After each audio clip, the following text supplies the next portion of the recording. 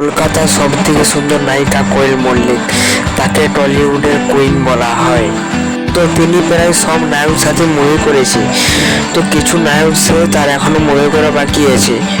তো এই ভিডিওটাতে আপনারা দেখতে পাবেন যে কোয়েল মল্লিক এখনো কোন কোন নায়কের সাথে এখনো কোনো মুভি করেনি। তো তাহলে প্রথমে শুরু করা যাক। নাম্বার 1-এ দেখুন শাকিব খান এবং কোয়েল, এখনো পর্যন্ত তারা এখনো কোনো মুভি করেনি। এবার নাম্বার 2-এ দেখুন অঙ্কুশ এবং কোয়েল, তারা এখন পর্যন্ত কোনো মুভি করেনি।